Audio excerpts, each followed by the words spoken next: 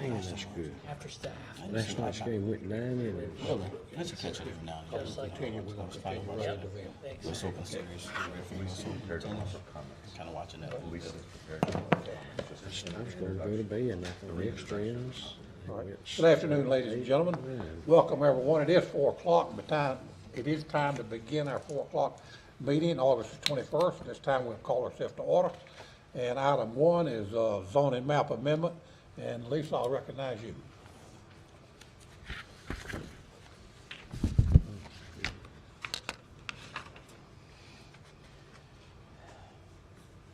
Good afternoon, Lisa Stywinter, the Director of Planning and Development.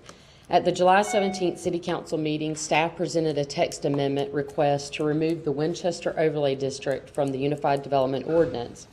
City Council voted to table the request to August 21st strategic meeting today. The Winchester Overlay District is a neighborhood-specific requirement relating to building design elements. Just want to orient to the neighborhood. It is highlighted in red. The parcels in blue are vacant lots. The text amendment request, or the Winchester Overlay District process, began at the request of the Winchester Neighborhood Association president, who served as a representative on the Community Development Stakeholders Committee. The Winchester Overlay District was brought to staff's attention during a Community Development Stakeholder Committee as a concern from the neighborhood president that the overlay district, when established, may have prevented development from happening in the neighborhood. Staff then reviewed the current requirements of the overlay district and has determined they are not enforceable as adopted. Winchester Overlay District specifically requires a special use permit for all new principal development, residential and commercial. So all development within this neighborhood requires a special use permit approval by the Board of Adjustment, which staff believes is not as legally defensible as it was in the past, considering that there aren't any uses that are allowed in this particular area without a special use permit approval by the Board of Adjustment. Staff believes this requirement has stunted the growth for the Winchester area, requiring additional fees in the amount of $250 for the special use permit and additional time to process permits for new development. Also in 2015, the state legislators took away local government's ability to enforce design elements for 1 or 2 family dwellings. And these are some of the elements that state legislator took our ability away to regulate, which is exterior building color, the type or style of the exterior material, the style or materials of roof structures or porches, location or architectural styling of the windows and doors, and also includes garage doors, the number and type of rooms, and the interior layout of the rooms. So no longer can planners require these type of building design elements.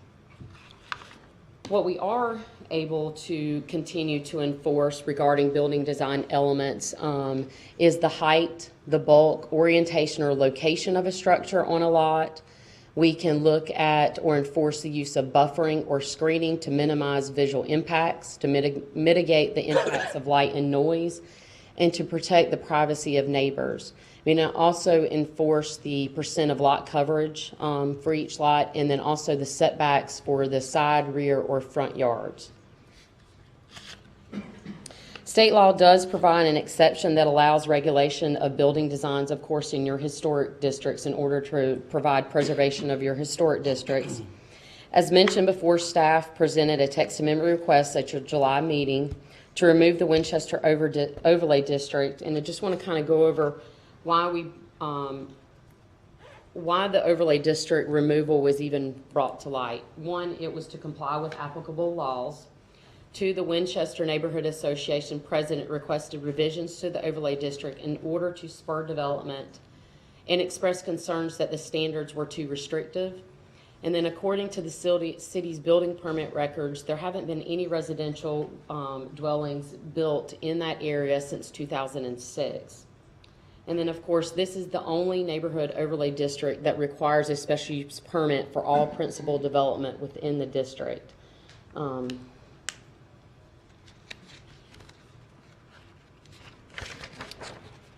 So once again, City Council tabled the item to this meeting today for additional discussion. I'll be happy to answer any questions. I have one. Yes, ma'am. You said that the Winchester Community Organization's president made the request. Can you tell me what, I'm just interested in what he specifically asked for? I think the concern was there hasn't been any development within the neighborhood for many years. And I think the president brought it to staff's attention, or maybe realized that when the overlay district was established, that might have been the reason we haven't seen any development in this area. That requirement of the special use permit has served as a barrier for development in that neighborhood. You speaking specifically to the $250 fee? Well, and any principal development, whether it's commercial or residential, has to go through that process. So it's additional fees, it's additional time. So it was brought to staff's attention to look at the overlay district.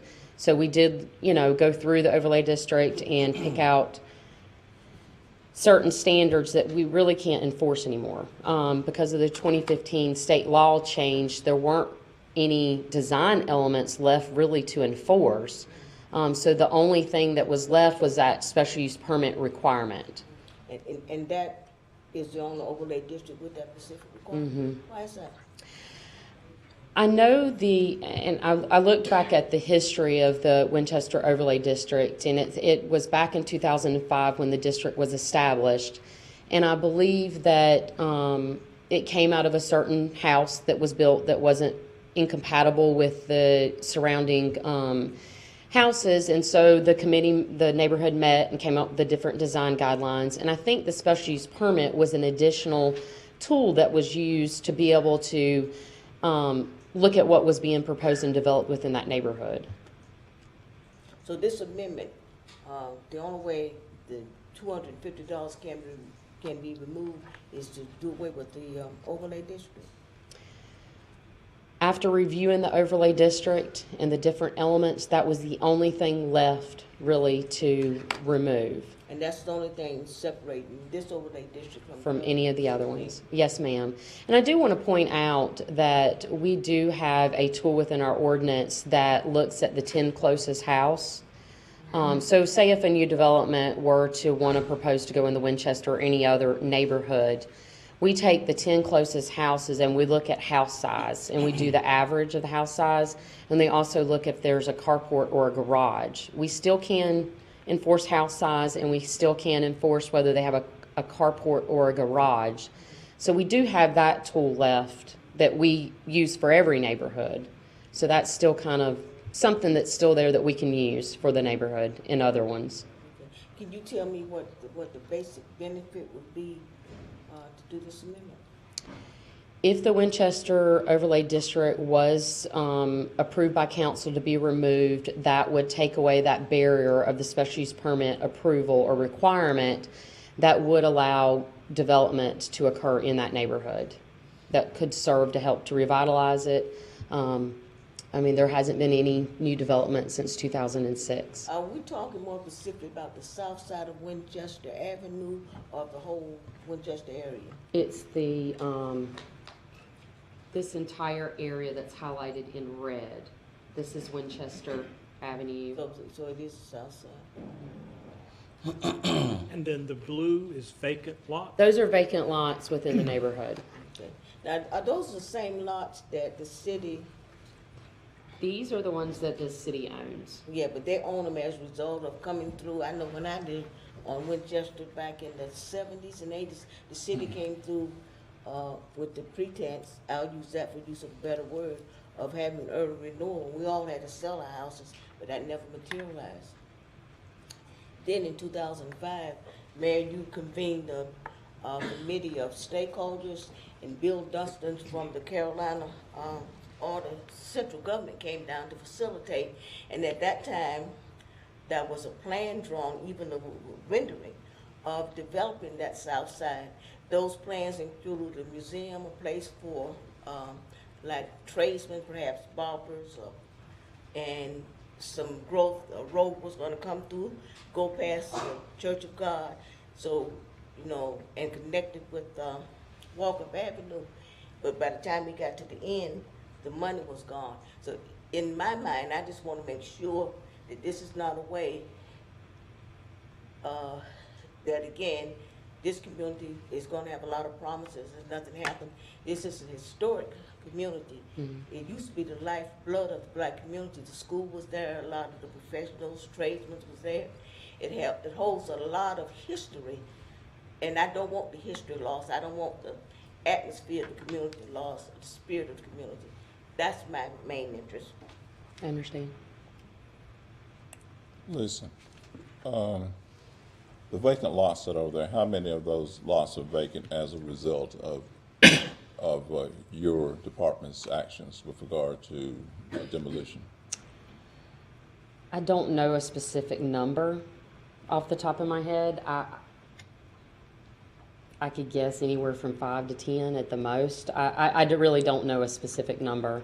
Is there a particular reason that a development has not occurred on those lots that you're aware of? Well, no development has occurred in this area due to the Winchester No, Overlay I'm District. talking specifically about the lots where we've torn houses down. They wouldn't be any different than any of the other vacant lots within the area as far as Yeah, the so process to develop. There would be. And the vast majority of the properties that the city tore down, there was title issues.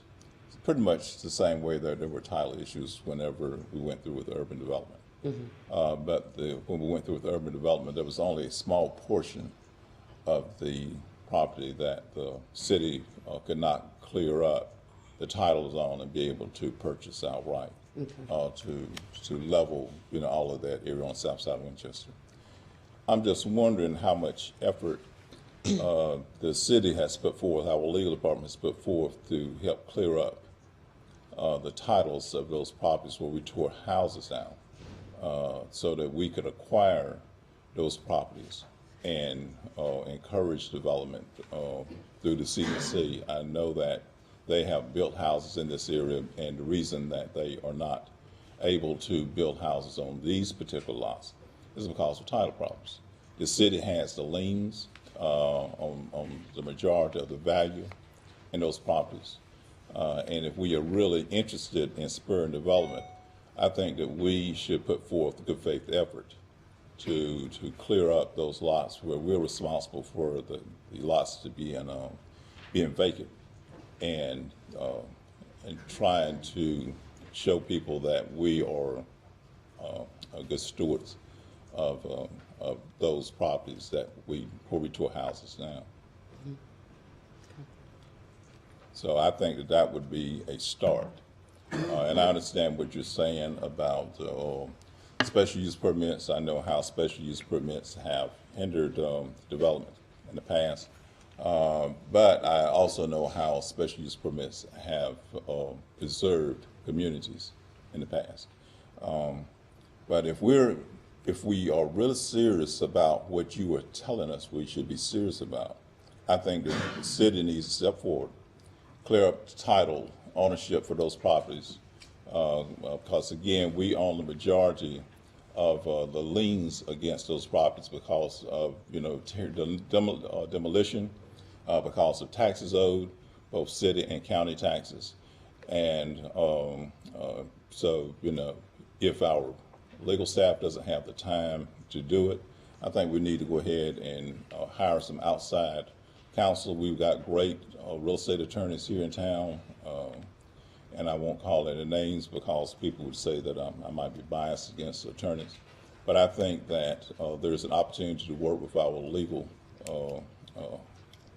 staff here in town, or our legal professionals here in town, and put forth a good faith effort to clear up the titles on those properties where we force the people to tear the houses down, and go ahead and let the community know that we are serious about what we're talking about here.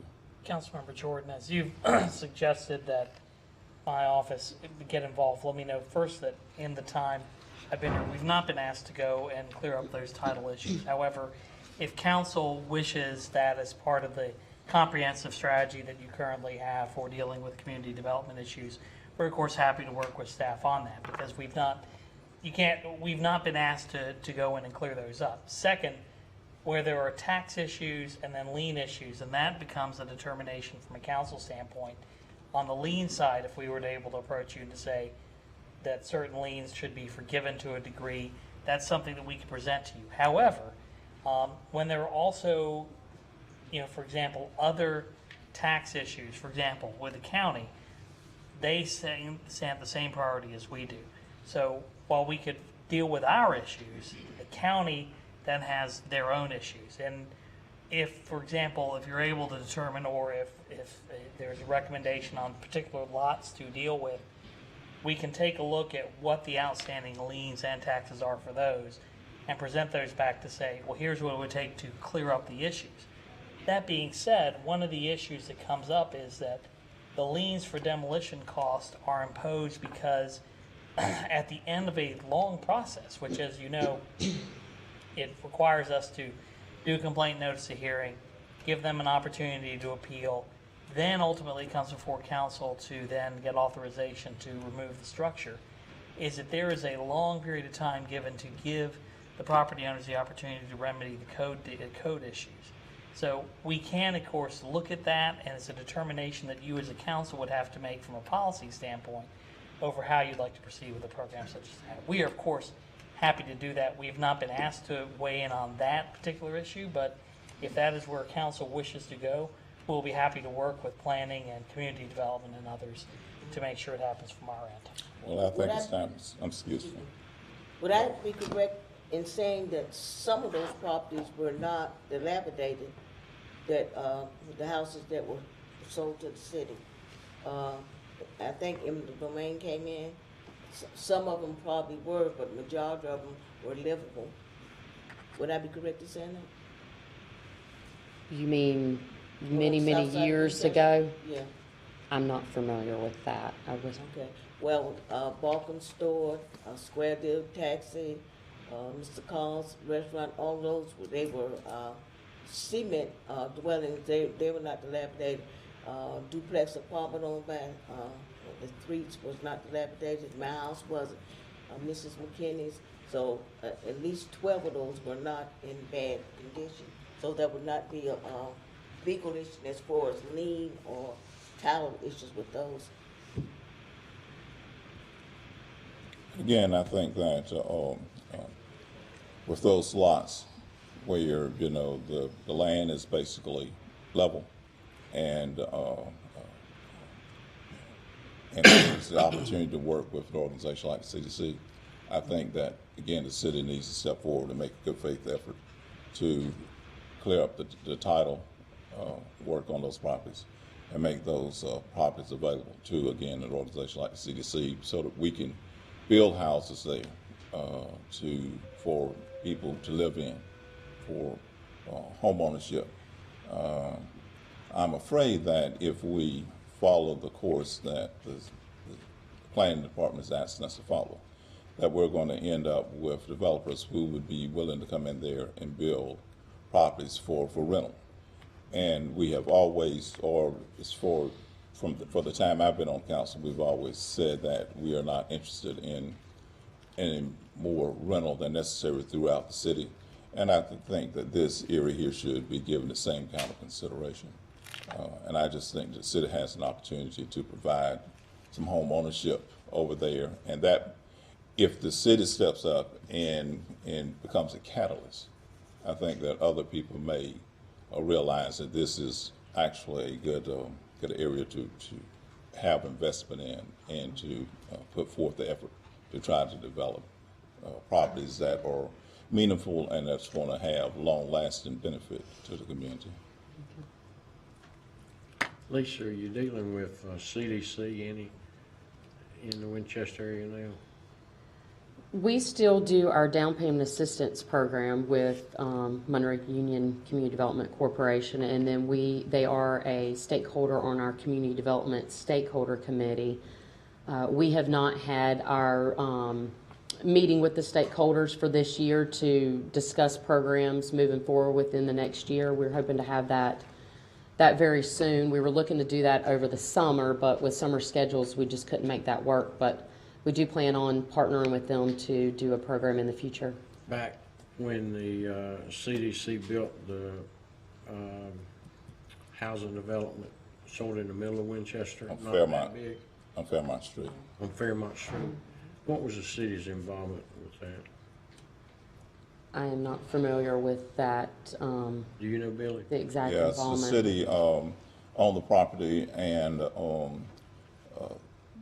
we donated the property to the CDC.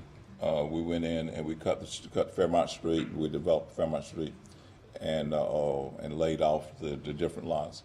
The property was donated to the CDC. Maybe they gave us $500 a lot or something of that nature, and we provided some down payment assistance. But there was a lot more state and federal monies available at that time to help homeownership. So you know they, but they, if we provide a lot, as a good example, there is a lot on Winchester Avenue just past English Street. We tore down a house in there that no longer met community development requirements. It was a house that the city had loaned some money on, and we went in there and there was issues with drainage in the crawl space, and we couldn't get those issues corrected to the point where we were going to be able to loan that owner additional monies. So we purchased the property. And in this case, the owner actually had a fee simple title. And we, again, gave the property to the CDC for maybe $500, and now there's a structure there that's, if not all brick, is partially brick. And there are other examples like that where the city has made an effort to work with the owners of the property, and I know of a couple where rather than fixing the houses up, we just tore the houses down, built new structures there for the homeowner. So we've got a long history of working with this community to make sure that whatever is put there is going to be long-lasting, is going to be a long-term benefit to the community. And an enhancement. And an enhancement. But I would like for us to pursue that kind of an initiative, and I understand what you're saying about the state and how they are limiting the amount of restrictions we can put on houses with regard to what a developer can build.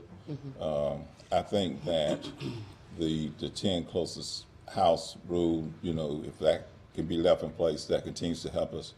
If the $250 for the special use permit, if that is a hindrance, I don't see why we can't just waive that. But I think that this needs to be structured so that we're not taking away all of the tools that this community has worked extremely hard for in maintaining their community. I don't think we should just arbitrarily take away all of those tools at one time. I think that we can phase in doing certain things and then just remove those obstructions or those impediments to the building community that we need to remove. Mayor, Yes. I think we ought to put Billy, Franco, and Salute on a committee with staff to work on this. They've got a better feel than anybody else on it. I think Mr. Jordan ought to chair that, and I'll make that motion. I second that motion. Have a motion, second, all in favor? Uh, That's good, but we'll go ahead and finish it, the public hearing, and that's a good idea. Absolutely. Any other question for Lisa? So are we saying at this time we're gonna take the $250 fee away, or? the committee, our committee will look at all those. Okay. Okay. And then we'll. So that's the role of the committee, is to look at this whole overlay district and kind of go through it. Okay.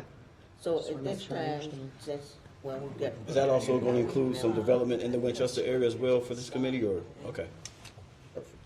Council, let me then ask this question, as you have now created this committee that will look at the district, is it the want and desire of council to not move forward with this particular item? Would you prefer to continue it to a further date, or would you prefer that we just take it off the agenda? How would you like to handle it, council? Because What can we do? I want to see us continue it to a further date, table it until a further date. I don't know if we have to continue with the public hearing, or if to give everybody an opportunity to speak. What we would ask is, if you do not feel, well, first, you have many individuals here that are signed up to speak, with respect to the issue. If council wants to hear from them, that's council's purview. You could continue the entire item out to a date certain. We would suggest that, depending on how long you think it'll take the committee to do its work, I would perhaps suggest maybe 90 days at a minimum. That way you have time and you are not rushing to reach a solution. That would be, I think, a recommendation we could make. It depends on what council would like to do, if it would like to hear from everyone that signed up, or if you feel that as you're moving forward with looking at how the overlay district will be handled, it might be appropriate just to go ahead and continue it. And as this would be, I think, if you're creating a committee with a couple of council members and you intend for it to be a public body to advise this council, which I think you do, they can also attend the meetings, and you could set public input as part of that instead of having to have a public hearing now. It's up to council. I think we can do it with public hearing, but if people have signed up, if they still desire to say something, I would want to deny them that opportunity. Okay. I think that'd help the committee. They cared, people cared enough to come, but I'd like to hear what they have to say.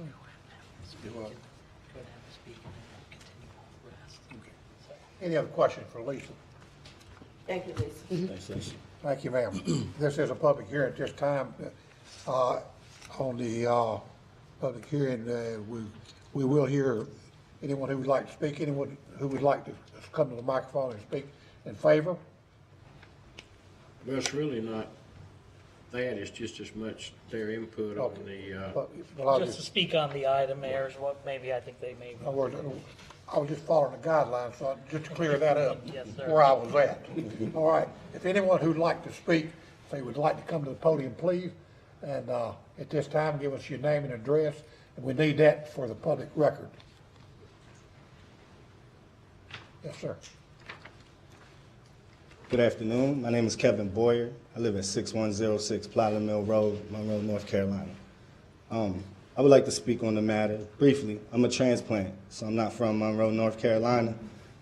However, I highly value the historical value of North Carolina, Monroe specifically, specifically the Winchester community. I'm very adamantly involved in the community. I know several of the members of the body from being actively involved in the Winchester community. So it came to my attention, a couple homeowners addressed me, because I don't live in the Winchester community, so this came to my attention from homeowners, where they asked me to kind of get some background information for them. I couldn't find a lot, but I did find that Union County Development amended their ordinances in 2014, and one of their portions was, I think, Section 15, maybe 1550, spoke on overlays. There's only so many overlays in Union County. One is an airport overlay, one is a watershed overlay, one is a mining overlay, and then one is a legacy overlay. And so if we're speaking of an overlay today, I think Winchester would fall in the legacy overlay. And with that being said, I think that speaks measures when dealing with future engagement in regards to development. The ordinances specifically outline what kind of development can be made in that area. I don't know what all the state supersedes. That's not my area of expertise, but I did find that information, and I wanted to share that with the body because it kind of made me feel good that I was engaged in a community that is built off of its legacy, right? So I thank the body for letting me speak to them today in regards to this matter.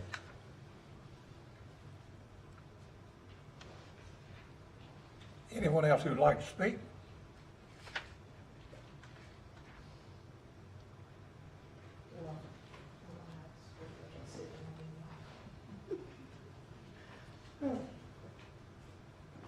Hello, my name is Celeste Brooks. My spouse is back there, Billy. We reside at 910 LaSalle Street here in Monroe. I've been here all my life. I've basically lived on LaSalle over 30 years. When we first moved in there were lots of homeowners and children running and playing. And now it seems to be that my husband and I and about 3 or 4 other people now are the only people who actually own their properties. The rest of it's rental property. So when we're coming in and we're talking about the overlay, I'm thinking about structures that possibly could be put up, built, that will probably end up being rental property, which is what the neighborhood does not need. Because, you know, we're talking about the $250 as a reason why people are not building over there. That's kind of hard to believe whenever people don't build in a neighborhood where there's lots of rental property. I would think that that would be more of the reason why people are not wanting to build. And then when you ride through, you're looking at structures that should be either repaired or torn down. This is not where I would choose to build a structure. Come on, ride through, look, and you'll know why people are not building there.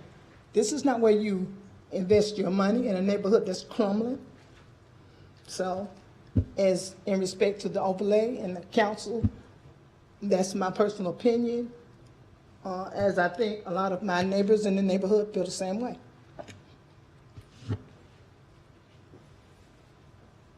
Okay, anyone else who'd like to speak?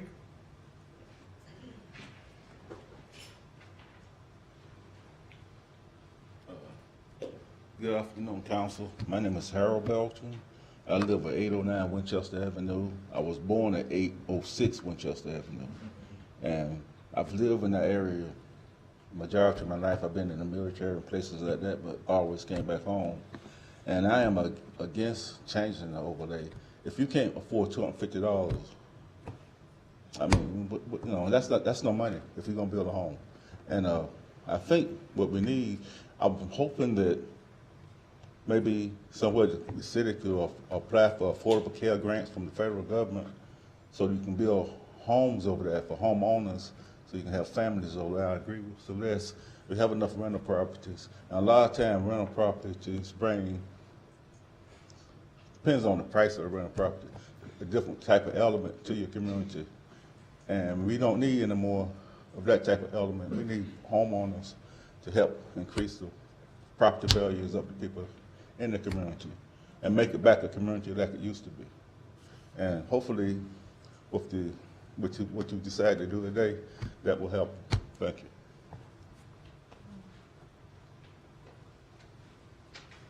Anyone else who'd like to speak?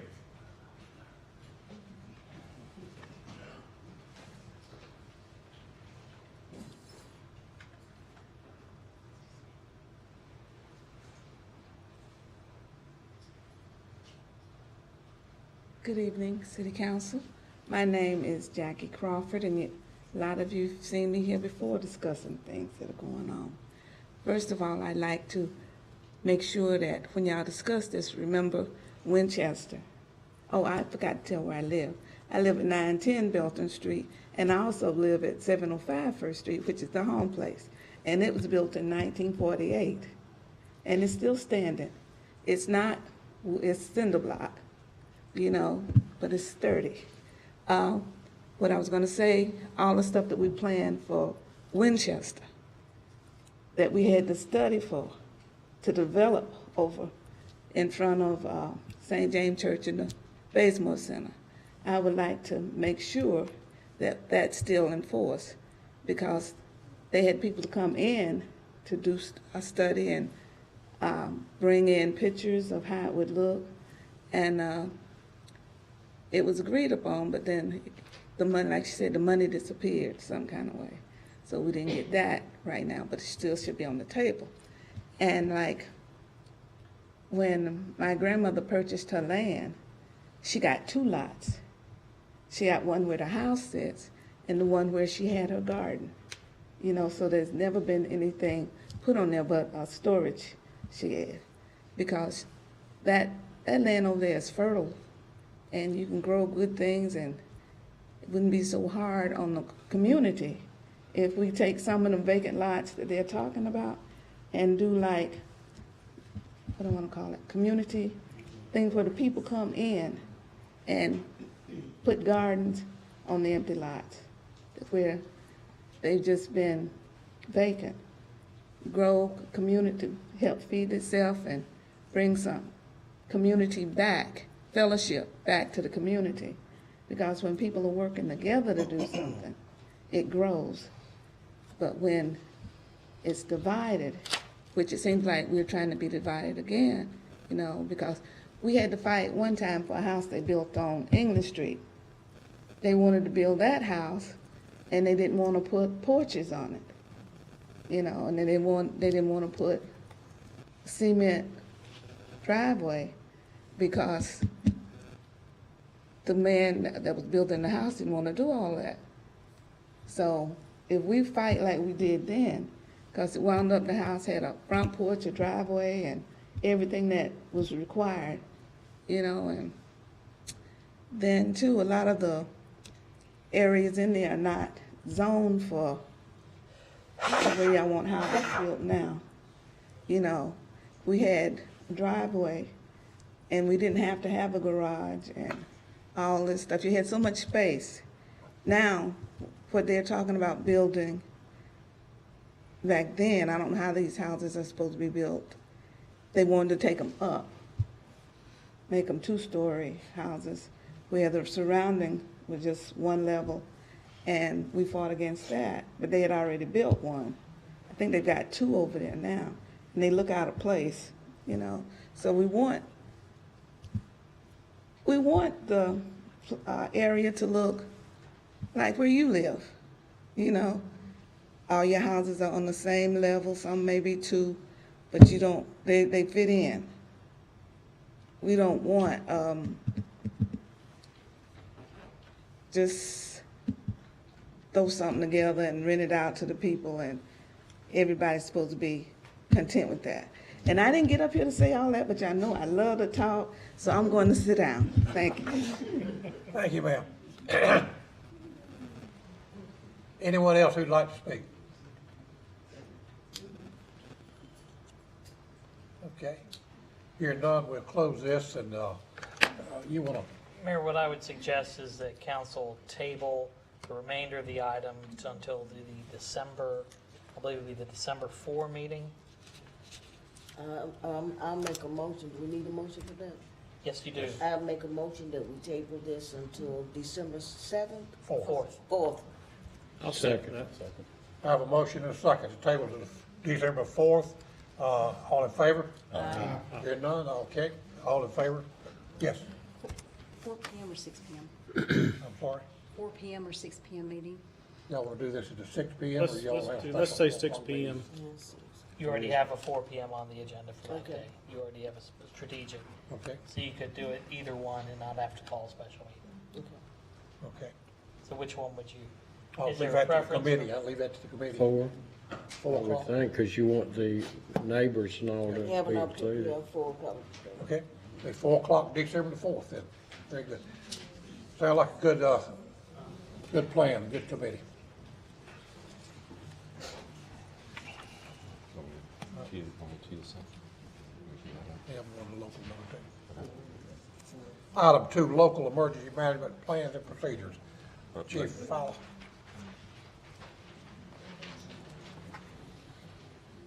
Good afternoon, Mayor and Council. Thank you for allowing us to talk to you a few minutes this afternoon.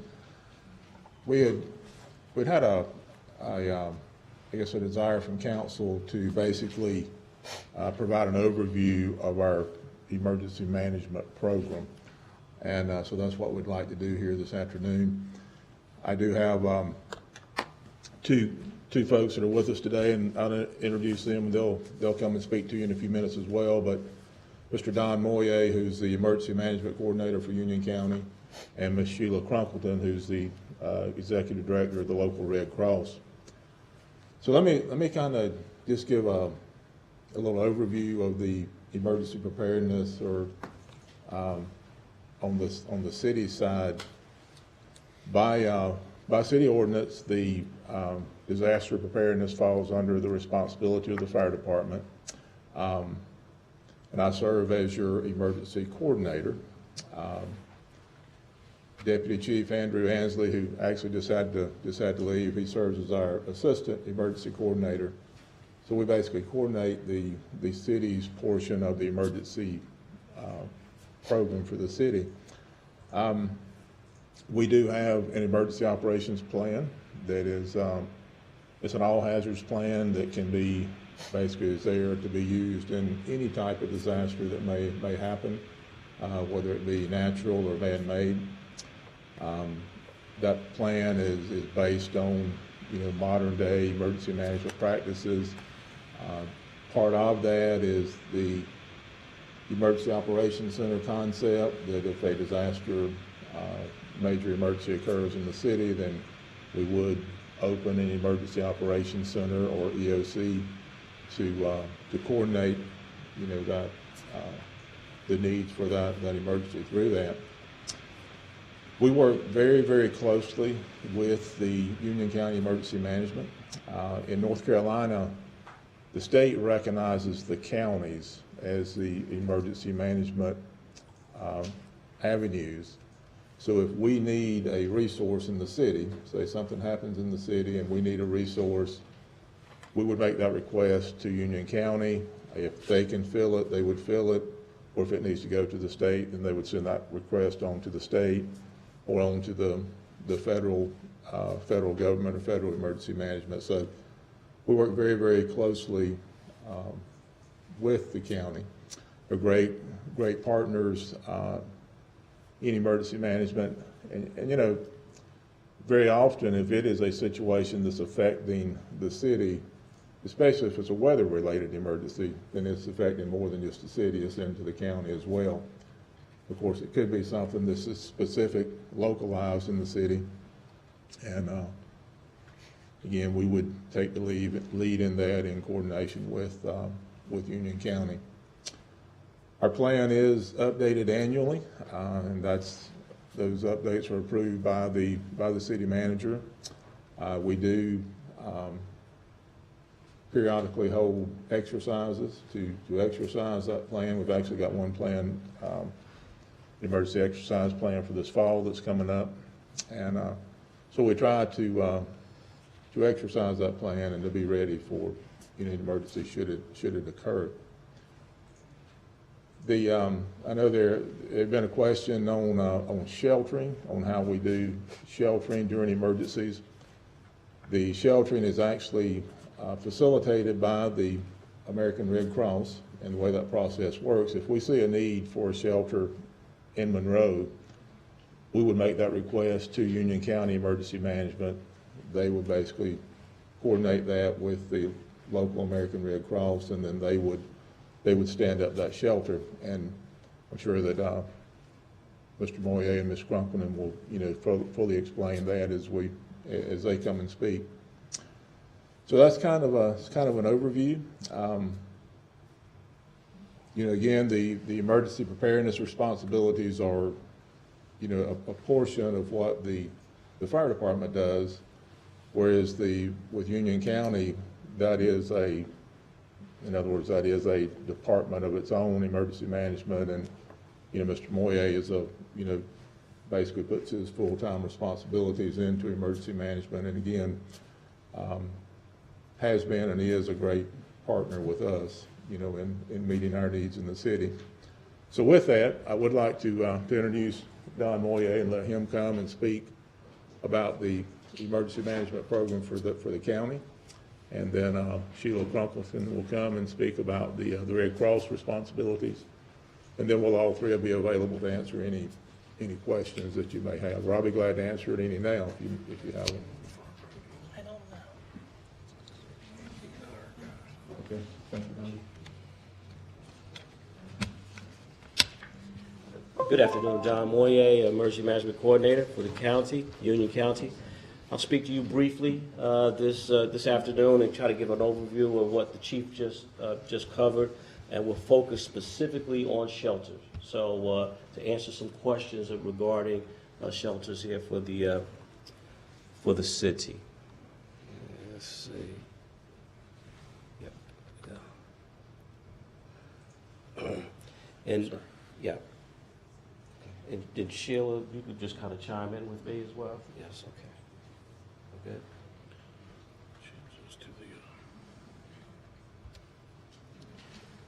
And I'm working here. Excuse me. This is it? Yeah, you use the arrows. Okay, great.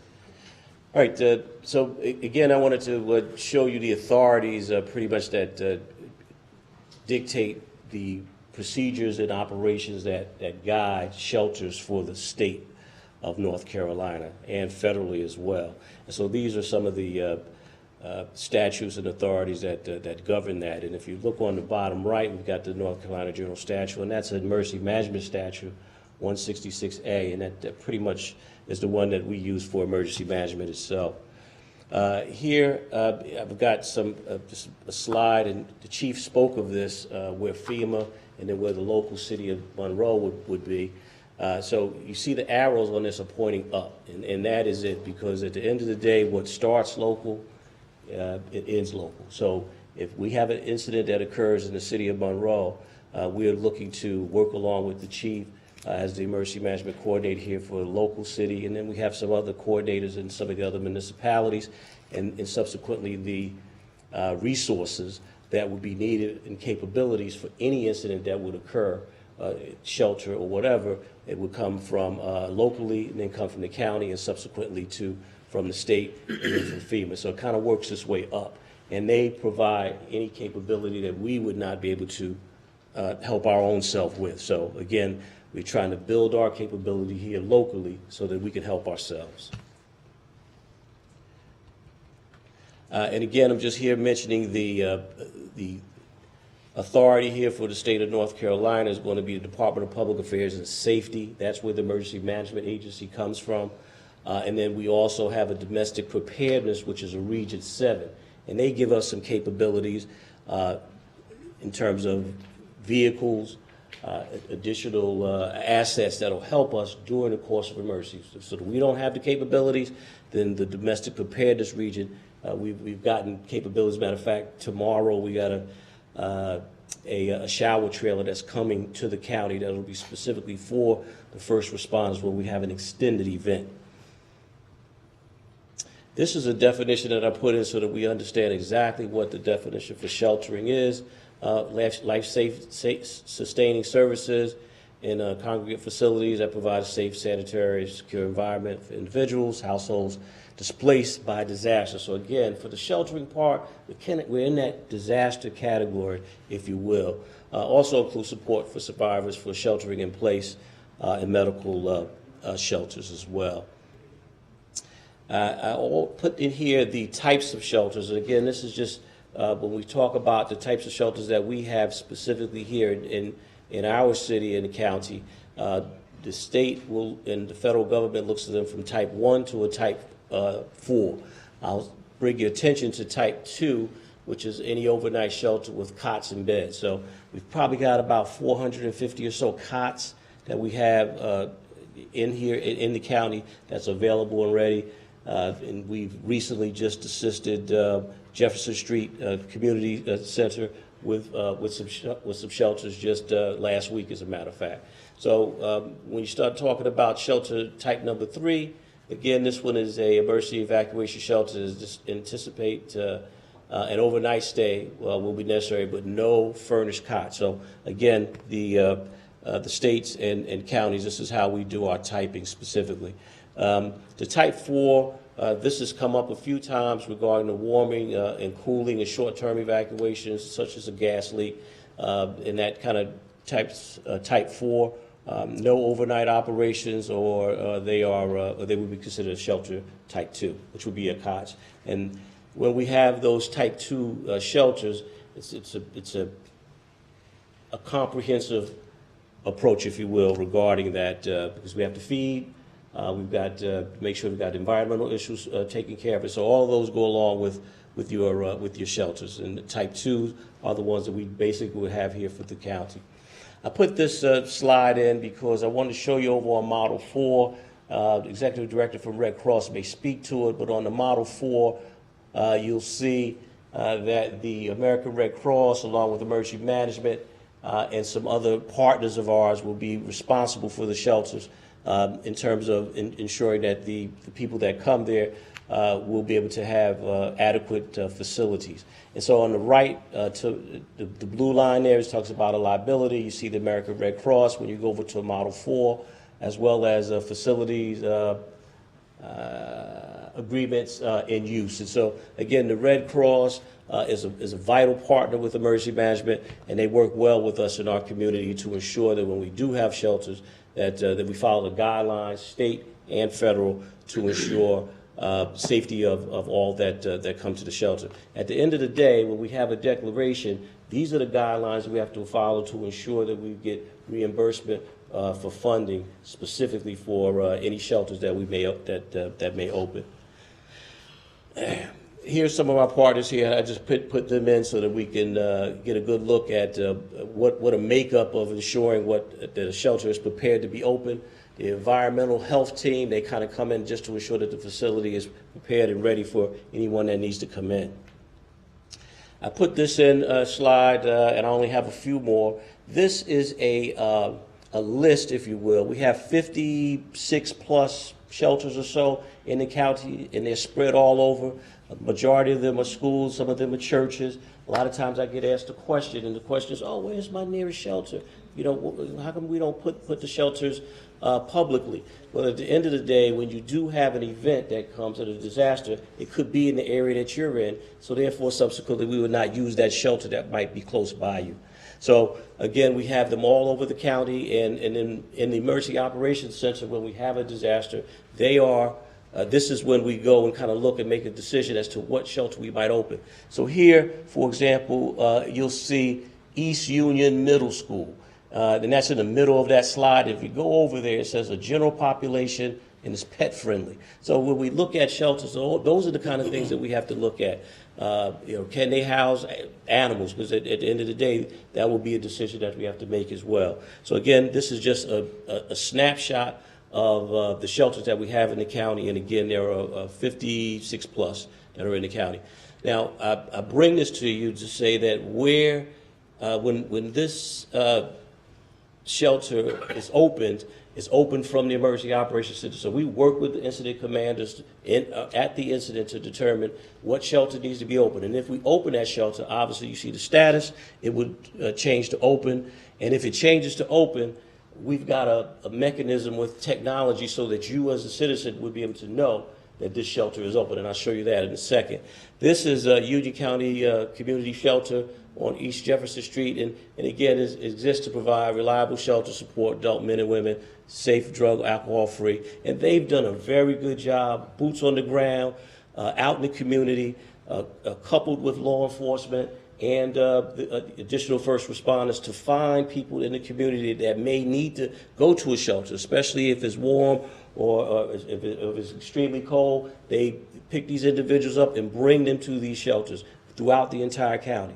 And so it's a pretty good operation there that they run. And again, I just mentioned earlier that they have additional costs that we just gave to them.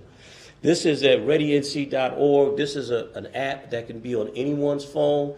If I open up a shelter from the Emergency Operations Center, you would download this app on your phone, and I have it on mine. You can put it on yours. You'd press the open shelter. It would come onto our particular county. And if I opened up the shelter that I showed you on the previous slide, it would show that shelter on there, and then you would be able to know that these are shelters that are open in our community. So if I did 10 or 15 shelters, or they would all show up here. Same different with evacuations, and this is a pretty good tool, and we encourage all of our county residents and city residents to use it. It's readync.org. This is a photo of the Emergency Operations Center, and this is where the decisions are made. So if we have a situation for for the county or for the city, and we've already exercised with the city and county in an emergency operations center. So the decision makers come here to help the incident commanders with boots on the ground to make some good decisions. And that's what I have for you this afternoon. And Sheila? I wanted to make sure everyone was very clear. I have deployed on 3 national disasters, large national disasters, and have been right in the middle of these shelters when maybe they didn't have as good of a relationship with their local emergency management as we have. It's very, very important that we have this relationship before that disaster ever even occurs, because we need to know who does what and know that they're in their lane and they're taking care of that. Here locally, you know, the Red Cross, we have a very small staff, but we have a lot of volunteers. And in most occasions, it's going to be a volunteer that's going to be leading that shelter. All disasters start local and all disasters end local. Even Houston. Houston started local, it ended local, but in between we had a lot of people that came in. We're prepared to go up to a certain point just with our chapter area, which my chapter area is 6 counties, the southern Piedmont, but our region is half the state and 4 counties in South Carolina.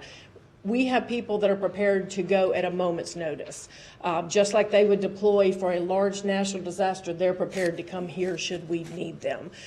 So we are prepared. We have that training. You know, they are fully trained and aware. We had last year, I think, close to 80 people from my chapter area who deployed for national disasters. Of course, we had a lot of national disasters, and we hope we don't have that again. We train and we prepare for disasters that we hope will never happen, but we have to be prepared here. We have trailers at our new office on Pedro Street that are fully capable of opening shelters up to 100 for one trailer and 150 for another. They have everything on them that we're going to need should we have to open that shelter. But emergency management makes that declaration. They call us, say we need to open a shelter. We're prepared and we're ready to go. And it is our goal to be there very quickly and respond almost immediately. But that relationship, it has to be there. My last disaster I deployed on, which was Hurricane Matthew, I was an elected official liaison. It was a brand new role for the Red Cross. Of course, Hurricane Matthew came right before an election, so it was very interesting because we had a lot of elected officials in the shelters, and I had to be there to make sure that we were communicating effectively. That is a role now that we have that is everywhere that we've got. So it's important to be in front of you guys, to be able to talk to you. And I live here in Monroe, even though I manage 6 counties, I live right here in the city limits of Monroe. It's important for you to know who I am. It's important for me to know who you are. Because if you see a need in the community, I hope you'll reach out to us and let us know. I, of course, am then going to turn to these 2 gentlemen, you know, Don and Chief, and say, you know, this is what I'm hearing, this is what we need to do. But we are prepared in this community. We have a great communication line, and we're ready to go should the need happen. And like Don and Chief, I'm here to answer any questions that you ever may have. Questions? One thing I would like to add too, we're talking about, you know, in general here about large capacity sheltering. One thing that the Red Cross does a super job of, and this is every day, so to speak, is for local home fires. When someone is displaced from a home fire, they're always there, always available when we call them, and are able to, you know, to put those residents up, you know, immediately, and then help them, you know, get into to another home or another place where they can stay. So they do Sheila and her staff, the volunteers, do a great job with that. So any questions, we'll be glad to try to answer them on anything you may have. Well, I just have a comment. I think it's one thing to have these great resources in our community, but it's another thing for people not to know about them. And Mayor, I think we talked about this at the training that we went to. I would love for this to be available on our website, so if there's an issue or a disaster, people would be able to know where to go in case of an emergency. You know, I don't know it. You know, I did have the opportunity to go to the training, and I did put the app on my phone and all that, but I think it's a lot of people in our community that have no idea what to do in case of an emergency, and I think it's good for us if we could put it on our website so that if something comes up, then people would kind of know where to go to and what steps to take to maintain safety. To piggyback on that, maybe put that NC Ready, what is it, .org on that? Yes. Because I think he said that they don't announce where the shelter is Right, until and that is a disaster and decide where to put it. Yes, I made the mistake years ago, back in my first part of my career with the Red Cross, when I had a newspaper reporter call me and say, well, just between us, where's that shelter going to be? We knew where we were going to probably open it. And I made the mistake of believing that, you know, coming from 17 years in the newspaper business, you'd think I would have known better, but I apparently did not. And I said something to him. Of course, next day it's in the paper. And that was not Don at that time with emergency management, but we got a nice little phone call from him. And I learned right then, you don't say, because it's very important for that to be, we have to be prepared. We have to know where those shelter locations are, but we can't decide what the location is going to be until we see what the affected area is. Mm-hmm. And we can't put it right in the middle of the affected area. It's got to be away from that. I want to make a statement. It doesn't necessarily deal with the emergency preparation, but I did get a text today that there's a critical need for blood. Thank you. There is a critical need. We are actually currently in a blood emergency. This is across the country. This is not just here. It's across the country, which means there's only a 2 to 3 day supply of blood available. So if you are eligible to give blood, we currently have blood drives at our chapter office in Monroe 1 time a month. So we would love to help you out, or you can go to redcrossblood.org and find a blood drive. Or call me. I'll happily find one for you and get that's you an into a drive. emergency of sorts. Could you do it right now? Thank you for being a donor. We appreciate it. Could you do it right now? It's like I've never been asked that before. Just kidding. Another question. Well, I just want to say, I do agree that ReadyNC.org should be on our website. Franco and the mayor and I attended the training that day, and by the way, you did an outstanding job. But the more people that could go ahead and download that app now, you know, you don't want to wait till the day of to download that app and know what resources are out there. So I think the more we can promote it and get it out there to people in advance, better off we'll be. Other questions? Chief, Don, Sheila, Great thank you job. so much. Great job. You Thank you all all for do a coming. great job, and we appreciate it. Thank you. We know we're in good hands. And again, I would just say that we certainly appreciate what Don and his staff do with the emergency management and what Sheila and her staff do. It's a great partnership and relationship, and that is extremely beneficial when something does happen. So, We've got a great team, Ron. Thank you for what y'all do. Appreciate it. Okay, item 3, City of Monroe webpage update. Mr. Pete. Thank you, Mayor. And just a little sidebar on that, Councilman McGee. A lot of our stuff is on the website under fire and emergency preparedness. It might not be on the front page, but we'll look at that and see if we can find a better placement for that on the page. Bear with me 1 minute. Let me get out of all this. Maybe.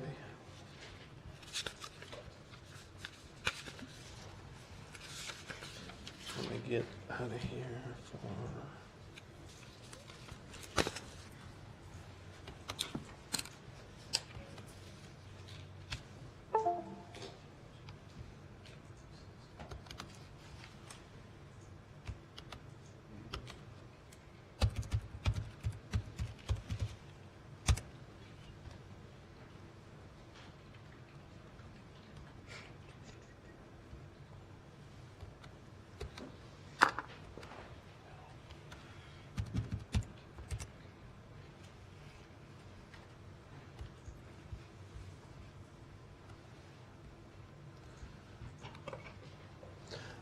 Thank you all, Mayor, Council, Manager, Attorney. Had a request just to kind of go over a couple things with the new city site and just want to share some insights with you. We launched this back in March, part of our redesign with our logo.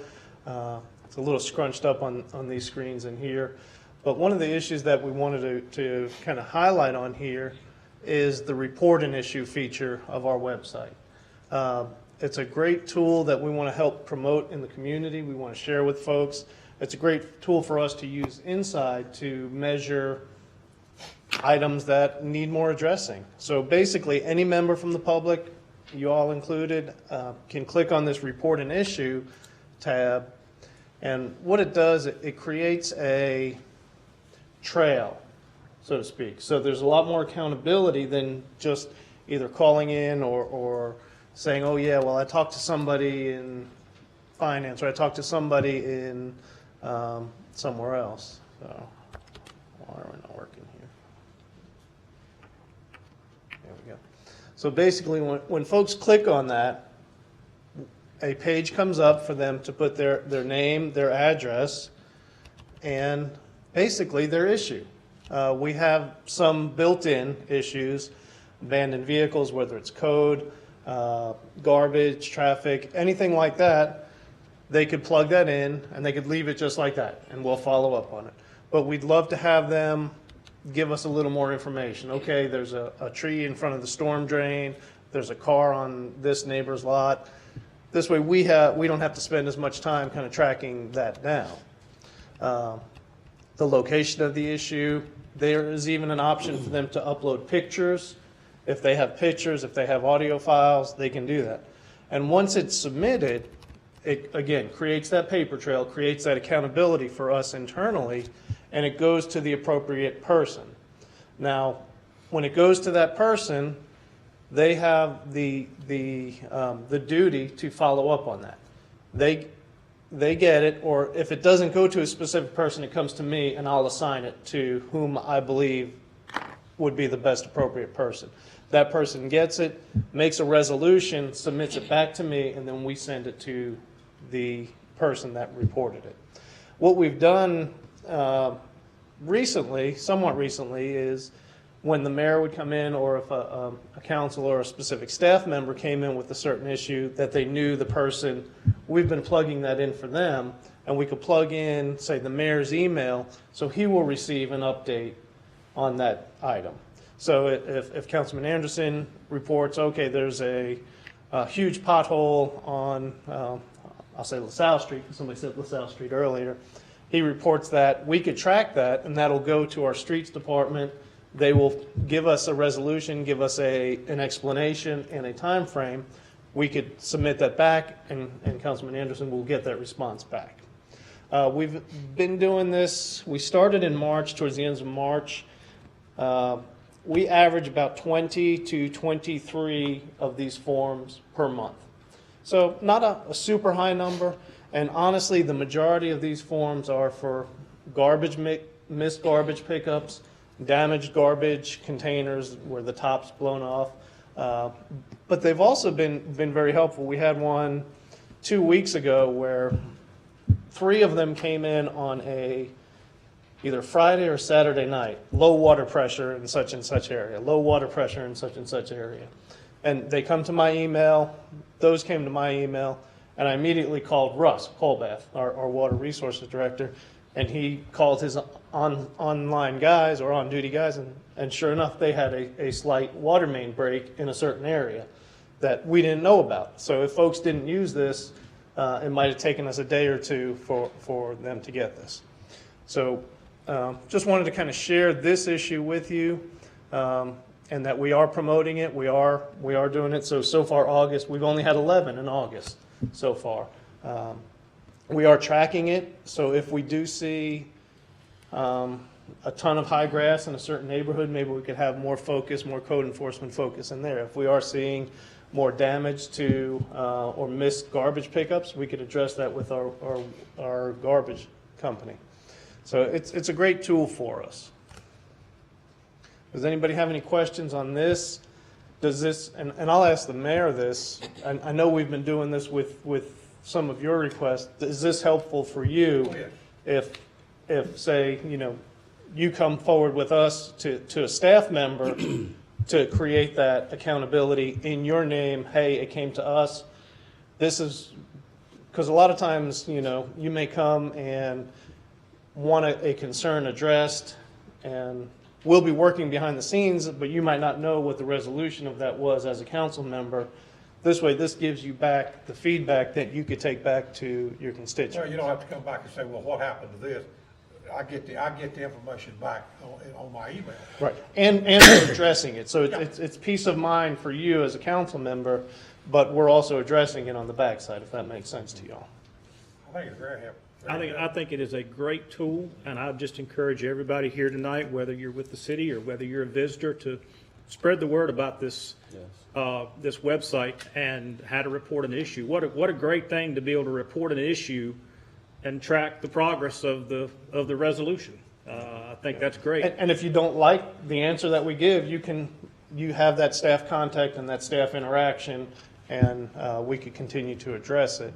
The one thing I did want to point out, and I attended a social media class at the School of Government at UNC Chapel Hill last month, and so there were a lot of different people there from a lot of different cities, and a lot of cities have a reporting tool very similar to what we have.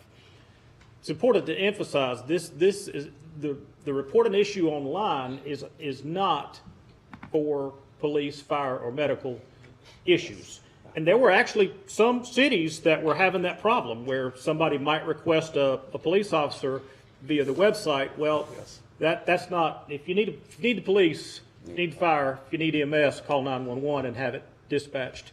Because we don't want any delay, obviously, if somebody needs a emergency official. It's very funny that you put that in there, because we have had those. Right. Early on, we have had those. Hey, there's somebody speeding down my road. I know he doesn't have a license, and he's driving up and down the road. So we do forward those, but we actually put this language in, probably Bruce, a couple weeks ago, basically saying, hey, if it's an emergency, call the police department. This is a non-emergency function. This is, hey, we need some help with X, Y, or Z. We don't need emergency license. Erratic driving on Dove Street. On Dove Street. We got him. We got that troublemaker. So. Pete, how are you promoting this reporting issue? Honestly, we haven't promoted it. Okay. We're with tweaking it somewhat. Yeah. Okay. Trying to create all the different categories that people and with each category. So if somebody puts, let's see, animal control. Say that we got one the other day. There's a dead deer on the right of way in front of my house. You know what I mean? That'll go automatically to either Nancy or one of the animal control people. Now, if somebody doesn't know that that's animal control, they'll click on the other and describe it. It'll come to me. I'll say, okay, that's police, and I'll forward it to them. Police will write their response. It'll come back to me. I'll make sure it's appropriate and not for content. Just make sure it looks sharp as we're going out. Right. And it'll go out to the individuals. So yeah, once we get kind of a little finer tuning, we'll promote it through our social media. We'll promote it. Yeah, because I didn't know that we had this. I know you and I spoke about an app. Yeah. See it, click it, which Yes, is really great, and it really mirrors this tool that we have. And I just think this is a great opportunity for us to employ engagement from the community. Absolutely. If somebody sees a problem, they can report it, and it also helps people to care about their cities, or their communities where they can see something and want to get it fixed, as opposed to just looking at something and say, oh well, somebody take care of that.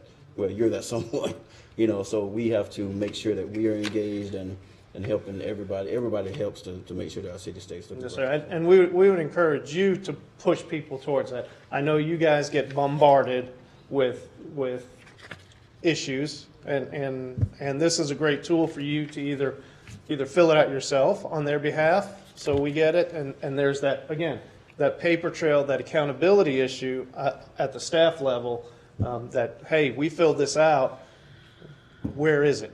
Where is this piece at? Why have we not gotten a response? And if it's, more than a week and you haven't gotten a response, then there's something wrong internally with our system. Now, some things may take a little longer with, say they're investigating water pressure, water main, electrical. Some of those things take a little longer, but you should get an update some point along the lines. It shouldn't be weeks before you get an answer. I think this is an excellent tool too. I encourage people to use it. For those people who are not computer savvy, or maybe that don't have computers, you know, you still have the opportunity to call the mayor. Absolutely. Only kidding, call on. Thank you for that. And it's mobile friendly. Yes, sir. It is, and again, it comes in, we can monitor it. And if we see a trend, we can address it and okay, internally, we have an issue in this part of town, or we have an issue with something in this part of town. A couple other features of the website. When we embarked on this, we did a whole redesign, rebranding with the logo, with the color, with the scheme, but we also changed the way we did it internally. In the past with our website, if finance needed to change or add anything to our website, they had to submit a form, go through Bruce and his staff, and you know, Bruce is doing technology, making sure everybody's working, computers. So what we've done is empowered the different departments. So each department has one or two staff members that are responsible for the content on their department's page. So I'll use fire because I want to go and show you what they have for emergency preparedness since we just spoke. So fire, they have a dedicated staff person that can access just the fire department's section of the website. They could put in anything, well, they could put whatever content they need in there. My office serves as a gatekeeper for that. So people are best intentioned, but sometimes they might misspell stuff. They might have stuff that doesn't look quite right. So it'll come through my office to be screened before it gets publicized. So kind of like a gatekeeper function to make sure it looks good and it's not, 20 pictures all over the place and chaotic.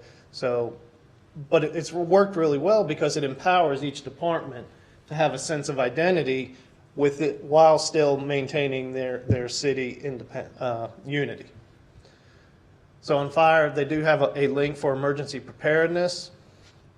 Again, they've got a little explanation, and then they've got all of the different links and connectivities to the different departments. There is a ton of information on our website, a ton about our individual departments because we've empowered everybody to put as much information as they can so it's easier to find stuff. We've also consolidated, I think I mentioned it earlier when we went to this process, we had 6 or 7 different websites: Aquatic Center, Air Show, Tourism, Parks and Rec, Golf Course. We've consolidated all of those. So instead of paying almost $3,000 a year for hosting websites, we're only paying, a couple hundred. So I think it's been one of the great things that we've done. Absolutely. And I think it's very informative, and we're still tweaking it. So if you see anything, any of your constituents see anything, any residents see anything that we can make better, we're happy to. So Mayor Pro Tem Anderson, I hope that's addressed your questions or Great concerns. job. I'll be happy to answer any other If any questions. of our visitors want to go on the website and see the design for the downtown theater that we've approved and slated to open, fall of next year, I believe. Yes. The plans are on there. They look great. So if anybody wants to go and see what the new theater is going to look like, I think that's something Monroe's going to be very proud of. Thank you, Pete. Great job. Yeah, we have capabilities of putting video galleries, picture galleries, and this is what Councilman Anderson was talking about, video walkthroughs, plans. We do our bids, RFPs, RFQs, everything we put out there online. You got the other one on there too, Pete? Yes, sir. We've got the Science Center as well on there. Great. So, very informative, and the folks that we worked with on the website are the same folks that helped us with the logo, and they're the same folks that are helping us with some of the wayfinding that we'll be doing in the future to help attract people to our destinations. Good deal. Any questions? Pete, can you copy me if any noise complaints come in from Dove Street? From Dove Street? I want to go over there and take a look for myself if any loud parties are going on over there. I surely will. They didn't invite him. Any other questions for Pete? Good job. Here, none. Thank you, Pete. Oh, you got coin on that too? What was that? Oh, no, I'm sorry. This is. This is CNN. Please, yeah. This is just what was on there. Okay, that's, got one other item. Thank you, Pete. One other item at this time, I'll recognize Mr. Lewis. Oh, okay, I'd like for us to consider, having snacks or like meal when we have strategic planning and we're going directly into our city council meeting. That doesn't give us the opportunity to get a snack or anything. Most of the time it will end up being 2 or 3 hours. And just as, gives us also an opportunity to fellowship. At one time, we did it for each council member. That may have been cost. I'll second the motion. Okay. We Okay. have a motion and a second. Any other discussion? No, great idea. All in favor? Aye. Any opposed? All right, that's passed. Gotta have okra and mashed potatoes in it. Okay. That concludes our 4 o'clock meeting. This time I'll entertain a motion to adjourn. Motion to adjourn. Motion adjourned till 6 o'clock. Do I have a second? All in favor? We adjourn to 6 o'clock. Thank you very much.